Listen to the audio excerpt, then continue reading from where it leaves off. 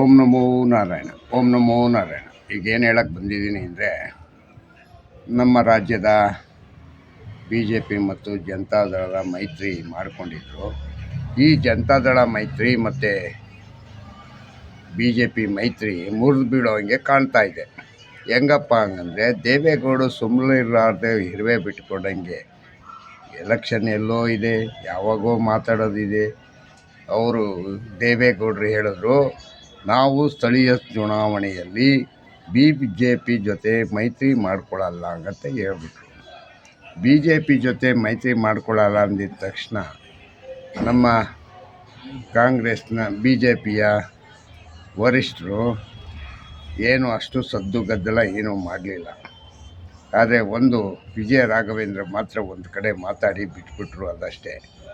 ಆದರೆ ಇವಾಗ ಸ್ಥಳೀಯ ಚುನಾವಣೆಗೆ ಮೈತ್ರಿ ಇಲ್ಲ ಅನ್ನೋದನ್ನೀಗ ಹೆಚ್ಚುಗಾರಿಕೆ ಮಾಡಿಕೊಂಡು ಸುಮಲತಾ ಮತ್ತು ಸಚ್ಚಿದಾನಂದ ಮತ್ತು ನಾರಾಯಣಗೌಡರು ಮಂಡ್ಯ ಡಿಸ್ಟಿಕ್ಕಿನಲ್ಲಿ ತಮ್ಮದೇ ಆದ ಸ್ವಂತ ಹೇಳಿಕೆಗಳನ್ನು ಕೊಡ್ತಾ ಇದ್ದಾರೆ. ಸ್ವಂತ ಹೇಳಿಕೆ ಅಂತಂದರೆ ಸ್ವಂತ ಏನಲ್ಲ, ಅದು ಪಕ್ಷದ್ದೇ. ಆದರೆ ಅವರು ಬಿ ಜೆ ಪಿ ಪಕ್ಷದಿಂದ ಅವರು ಮೊದಲು ಸೆಣಸಾಡಿದ್ದಾರೆ. ಎಮ್ ಎಲ್ ಸೆಣಸಾಡಿರೋದ್ರಿಂದ ಅವರು ಬಿ ಜೆ ಪಿಯ ಕಾರ್ಯಕರ್ತರಾಗಿರ್ತಾರೆ. ಬಿ ಜೆ ಪಿ ಕಾರ್ಯಕರ್ತರಾಗಿರೋದ್ರಿಂದ ಅದನ್ನೀಗ ತುಂಬ ಅತ್ಯಧಿಕವಾಗಿ ಯೋಚನೆ ಮಾಡಿ ಎಲ್ಲ ರೀತಿಯೂ ನಾವು ಸುಮಾರು ಗ್ರಾಮ ಪಂಚಾಯತಿಗಳು ಮಂಡ್ಯ ಜಿಲ್ಲೆಯ 5, 1, 6, 1, 7 ಇದಿದೆ, ಏನು ಕ್ಷೇತ್ರಗಳು 6-7 ಕ್ಷೇತ್ರಗಳಿವೆ. 6-7 ಕ್ಷೇತ್ರಗಳಲ್ಲೂ ನಾವು ನಮ್ಮದೇ ಆದ ಸ್ವತಂತ್ರವಾಗಿ ಬಿ ಜೆ ಪಿನಿಗ ಪಕ್ಷ ಕಟ್ಟೋದ್ರ ಬಗ್ಗೆ ನಾವು ಹೆಚ್ಚು ಹೊತ್ತು ಕೊಡ್ತೀವಿ ಅಂತ ಹೇಳಿದ್ದಾರೆ.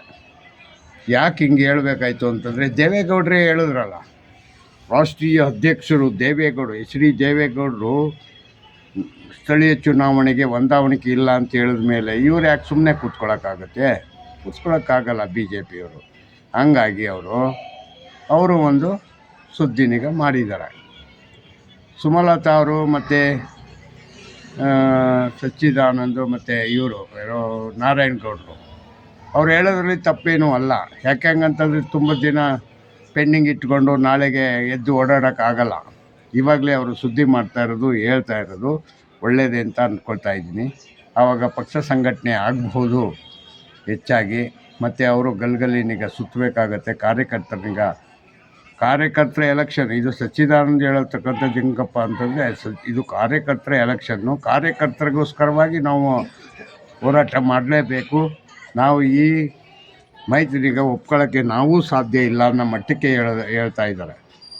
ತ್ರಿಮೂರ್ತಿಗಳು ಹೆಂಗಿದೆ, ರಾಜ್ಯದಲ್ಲಿ ಎಲ್ಲೂ ಹೇಳಿಲ್ಲ ಯಾರೂ ಮುಂದಾಗಿ. ಫಸ್ಟ್ ಹೇಳ್ತಾ ಇರೋದು ಮಂಡ್ಯದಿಂದನೇ ಹೇಳ್ತಾ ಇದ್ದಾರೆ. ಇದು ಎಲ್ಲೋ ಲಾಟ್ರಿ ಹೊಡೆದಿದೆ ಯಾರಿಗೆ, ಬಿ ಜೆ ಪಿಗೆ. ಯಾಕೆಂಗಂದರೆ ಯಾವಾಗಲೂ ಬಿ ಜೆ ಪಿ ಲಾಸ್ಟಲ್ಲಿ ನೆಕ್ ಮೂಮೆಂಟಲ್ಲಿ ಓಡಾಡ್ತಾಯಿತ್ತು. ಈ ಸತಿ ಅಡ್ವಾನ್ಸಾಗಿ ಓಡಾಡ್ತಾ ಇದೆ ಅಂದರೆ ಅದೃಷ್ಟ ಬಂದಿದೆ ಅಂತ. ಒಂದು ವೇಳೆ ಆ ರೀತಿಯಾಗಿ ಬಿ ಜೆ ಪಿ ಮೈತ್ರಿನೀಗ ಕಡ್ಕೊಂಡ್ರೆ ದೇವೇಗೌಡರಿಗೆ ಲಾಸ್ ಹೊರತು ಬಿ ಜೆ ಪಿಗಲ್ಲ, ಇಲ್ಲ ಕುಮಾರಸ್ವಾಮಿಗೆ ಲಾಸ್ ಹೊರತು ಬಿ ಜೆ ಪಿಗಲ್ಲ. ಯಾಕೆ ಹಂಗಂತಂದರೆ, ಅವರು 2 ಕ್ಷೇತ್ರಗಳನ್ನೀಗ ಗೆದ್ದು ಒಂದರಲ್ಲಿ ಕೇಂದ್ರ ಮಂತ್ರಿಯಾಗಿದ್ದಾರೆ.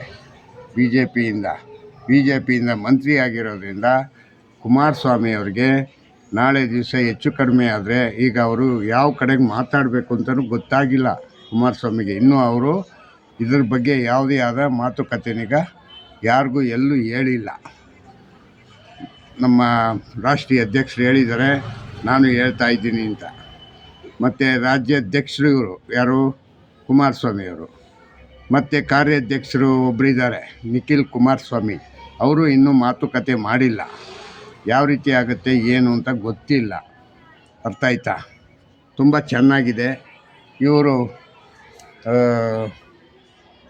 ಕುಮಾರಸ್ವಾಮಿಯವರು ಜನಾರ್ದನ್ ರೆಡ್ಡಿಯ ಮತ್ತು ಬಳ್ಳಾರಿಯ ವಿಷಯವಾಗಿ ಅವರು ತಲೆ ಕೆಡಿಸ್ಕೊಂಡು ಅಲ್ಲಿ ಆ ವಿಷಯದಲ್ಲೇ ಓಡಾಡ್ತಾ ಇದ್ದಾರೆ.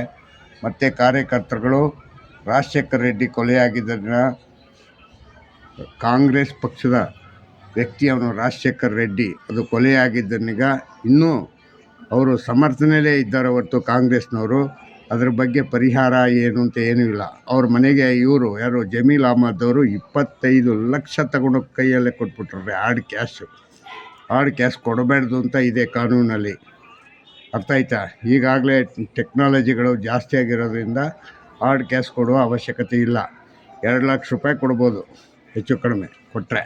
ಆದರೆ 25 ಲಕ್ಷನಿಗೆ ತಗೊಂಡೋಗಿ ಹಾರ್ಡ್ ಕ್ಯಾಶ್ ಕೊಟ್ಟಿದ್ದಾರೆ ಅಂದರೆ ಒಬ್ಬ ಮಂತ್ರಿ ಎಷ್ಟು ಬುದ್ಧಿವಂತರು ನೋಡ್ಕೊಳ್ಳಿ. ನಮ್ಮ ರಾಜ್ಯದ ಮುಖ್ಯಮಂತ್ರಿ ಸಿದ್ದರಾಮಯ್ಯನವರು ಆರ್ಥಿಕ ತಜ್ಞರು. ಅವರಾದ್ರೂ ಅವ್ರ ಶಿಷ್ಯನಿಗೆ ಹೇಳ್ಬೇಕಲ್ವೇ? ಅವರೂ ಹೇಳಿಲ್ಲ. ಮತ್ತು ಈ ಅಪ್ಪ ಕೊಡ್ತೀನಿ ಅಂತ ಹೇಳಿದಾರೋ ಇಲ್ವೋ ಗೊತ್ತಿಲ್ಲ. ಹಂಗಾಗಿ ಏನಾಗಿದೆ, ಇದು ದೊಡ್ಡ ಸಮಸ್ಯೆಗೆ ಇದಾಗಿದೆ. 25 ಲಕ್ಷ ಕೊಟ್ಟಿರೋದ್ರಿಂದ ಇದನ್ನೀಗ ಯಾರಾದ್ರೂ ಇಡಿಗೋ ಮತ್ತು ಇನ್ಕಮ್ ಇಲ್ಲ ಇದಕ್ಕೋ ಇಡಿಗೆ ಏನಾದ್ರು ಕಂಪ್ಲೇಂಟ್ ಕೊಟ್ಟರೆ ಇದು ಒಂದು ವೇಳೆ ಕೇಸ್ ಆಗ್ಬೋದು ಅಂತ ಅನ್ಕೋತೀನಿ. ಯಾಕೆ ಅಂತಂದರೆ ಹವಾಲಾ ಹಣದ ರೀತಿಯೇ ಆಯಿತು ಇದು. ಅರ್ಥ ಆಯ್ತಾ? ಯಾಕೆ ಅಂತಂದರೆ ಅಷ್ಟೊಂದು ದುಡ್ಡಿನಿಗೆ ತಗೊಂಡು ಕೈಯಲ್ಲಿ ಬೈ ಹ್ಯಾಂಡ್ ಕೊಡೋಂಗಿಲ್ಲ. ಚೆಕ್ ಮೂಲಕ ಕೊಡ್ಬೋದು, ಇಲ್ಲ ಹಂಗಂತಂದರೆ ಬ್ಯಾಂಕ್ ಮೂಲಕ ಕೊಡ್ಬೋದು. ಈಗೇನು ಟೆಕ್ನಾಲಜಿ ಇರೋದ್ರಿಂದ ಏನೋ ಪೇಟಿಎಮ್ಮ ಇದು ಯಾವುದೋ ಫೋನ್ಪೇನೋ ಮಾಡಿದರೆ ಆಗಿತ್ತು 25 ಲಕ್ಷನೀಗ. ಇವರು ಈ ಥರವಾಗಿ ಕೈಯಲ್ಲಿ ಎತ್ಕೊಂಡೋಗಿ ಹಾರ್ಡ್ ಕ್ಯಾಶ್ ಕೊಡ್ತಾರೆ. ಹೆಂಗಂತಂದರೆ ಜಮೀಲ್ ಅಹ್ಮದ್ ಅವರು ಇವರು ಎಂತೆಂಥ ಬುದ್ಧಿವಂತರು, ಎಷ್ಟೊಂದು ಬುದ್ಧಿವಂತರು. ಇವ್ರು ಕೊಡಬೇಕು ಅಂತ ಆಸೆ ಪಾಪ. ಇವ್ರು ತಪ್ಪು ಅಂತ ಹೇಳ್ತಾ ಇಲ್ಲ ನಾನು. ಜಮೀಲ್ ಅಹ್ಮದ್ ಅವರು ಮಾಡಿದ್ದು ತಪ್ಪು ಅಂತ ಹೇಳ್ತಾ ಇಲ್ಲ. ಆದರೆ ಇವರು ಆತುರವಾಗಿ ಯಾವ ರೀತಿ ಮಾಡಬೇಕು ಅನ್ನೋದು ಒಂದು ಕಾನೂನುಬದ್ಧವಾಗಿ ತಿಳ್ಕೊಂಡು ಅದನ್ನೀಗ ಮಾಡಿದರೆ ಚೆನ್ನಾಗಿತ್ತಲ್ವಾ ಅಂತ ಅಷ್ಟೇ ಹೇಳ್ತಾ ಇರೋದು ನಾನು, ನನಗೆ ಗೊತ್ತಾದಂಥ ವಿಷಯದಲ್ಲಿ. ಅದರಿಂದ ಮತ್ತು ಜೊತೆಗೆ ಜಮೀಲ್ ಅಹ್ಮದ್ ಅವರು ಕೂಡ ಬಡವ್ರಿಗೆ ಮಾಡೋದ್ರಲ್ಲಿ ಸ್ವಲ್ಪ ಕೊಡಗೈ ದಾನಿ ಅಂತ ಕತೆ ಕೇಳಿದ್ದೀನಿ. ಆ ದಾನಿ ವಿಷಯದಲ್ಲಿ ನೋಡಿ, ಬೇರೆ ಕಾಂಗ್ರೆಸ್ ಪಕ್ಷದಿಂದ ಯಾರೂ ಹೋಗಲಿಲ್ಲ. ಅವರು ಆ್ಯಕ್ಚುಲಾಗಿ ಅಧ್ಯಕ್ಷ ಹೋಗಿ ಕೊಡಬೇಕು. ಅಧ್ಯಕ್ಷ ಅಂದರೆ ಯಾರು? KPCC ಅಧ್ಯಕ್ಷರಾಗಿರ್ತಕ್ಕಂಥ DK ಶಿವಕುಮಾರ್ ಅವ್ರು ತಗೊಂಡೋಗಿ ಕೊಡಬೇಕು.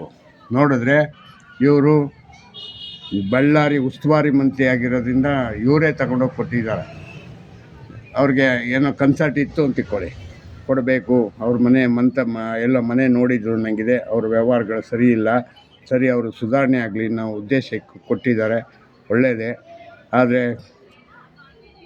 ಈ ರೀತಿಯಾಗಿ ಹಾರ್ಡ್ ಕ್ಯಾಶ್ನೀಗ ಕೊಡಬಾರ್ದಾಗಿತ್ತು ಅನ್ನೋದು ನನ್ನ ಒಂದು ಸಲಹೆ. ಮತ್ತು ಕುಮಾರಸ್ವಾಮಿಯವರು ಇದನ್ನೀಗ ಹಿಡ್ಕೊಂಡು ಬಳ್ಳಾರಿ ವಿಷಯವಾಗಿ ಇನ್ನೂ ವಾದ ವಿವಾದಗಳು ನಡೀತಾನೇ ಇವೆ. ಇನ್ನೂ ಅದು ಬಗೆಹರಿದಿಲ್ಲ. ಯಾಕಪ್ಪ ಹರಿದಿಲ್ಲ ಹಂಗಂತಂದರೆ, ಹಿಂದೆ ಜನಾರ್ದನ್ ರೆಡ್ಡಿ ಅವರು ಭಾಳ ಪ್ರಭಾವಿ ರಾಜಕಾರಣಿಯಾಗಿದ್ದರು. ಈಗ ಪ್ರಭಾವ ಸ್ವಲ್ಪ ಕಮ್ಮಿಯಾಗಿ ಕುಂದೋಗಿದೆ. ಹಾಗಾಗಿ ಅವ್ರಿಗೆ ಸಪೋರ್ಟ್ ಕೊಡೋಕ್ಕೋಸ್ಕರವಾಗಿ ನೋಡಿ, ಏನು ಶತ್ರುಗಳು ಅಂತ ತಿಳ್ಕೊಳ್ಳಿ, ವಿರೋಧ ಇದ್ದಂಥವರು ಈಗ ಮಿತ್ರರಾಗ್ಬಿಟ್ಟಿದ್ದಾರೆ. ಯಾರು? ಕುಮಾರಸ್ವಾಮಿನೋ ಜನಾರ್ದನ್ ರೆಡ್ಡಿನೋ. ಇದು ಒಳ್ಳೆಯ ಬೆಳವಣಿಗೆನೇ. ಇದನ್ನೀಗ ನಾವು ಒಂಚೂರು, ಯಾಕೆಂತಂದರೆ ಈ ರಾಜಕಾರಣದಲ್ಲಿ ಏನೂ ಇಲ್ಲ, ಇವರು ಯಾರು ಶತ್ರು ಅಲ್ಲ, ಏನೂ ಇಲ್ಲ. ಯಾಕೆಂದರೆ ಈ ಕಡೆ ರೋಡಲ್ಲಿ ಬೈತಾರೆ, ಆ ರೋಡಲ್ಲಿ ಹೋಗಿ ಹೆಗಲ ಮೇಲೆ ಕೈ ಹಾಕೊಂಡು ಓಡಾಡ್ತಾರೆ ಅಂಥವ್ರು ಇವರು. ಯಾಕೆಂದರೆ ಇವ್ರಿಗೆ ಯಾರಿಗೂ ಸ್ವಾಭಿಮಾನಗಳಿಲ್ಲ. ಸ್ವಾಭಿಮಾನ ಇಲ್ಲದ ರಾಜಕಾರಣಿಗಳು ಇವರು. ಅರ್ಥ ಆಯ್ತಾ? ಸ್ವಾಭಿಮಾನ ಬೇಕು ಸ್ವಲ್ಪ ಆದ್ರೂ, ಪೂರ್ತಿ ಇಲ್ಲದೇ ಇದ್ದರು ಸ್ವಲ್ಪ ಆದರೂ ಇರಬೇಕು. ಅದೂ ಇಲ್ಲ ಇವ್ರ ಹತ್ರ. ಹಂಗಾಗಿ ನಾನು ಇನ್ನೇನು ಹೇಳೋಕ್ಕೆ ಬರೋಲ್ಲ. ಜೈ ಹಿಂದ್, ಜೈ ಕರ್ನಾಟಕ. ಮತ್ತು ಓಂ ನಮೋ ನಾರಾಯಣ. ಮತ್ತು ಈ ನನ್ನ ವಿಡಿಯೋನೀಗ ಸಬ್ಸ್ಕ್ರೈಬ್ ಮಾಡಿ ಮತ್ತು ಬೇರೆಯವ್ರಿಗೆ ಒಂದು 10 ಜನಕ್ಕೆ ಪೋಸ್ಟ್ ಮಾಡಿ ಅಂತ ಕೇಳ್ಕೊತೀನಿ. ಜೈ ಹಿಂದ್, ಜೈ ಕರ್ನಾಟಕ ಮತ್ತು ಓಂ ನಮೋ ನಾರಾಯಣ.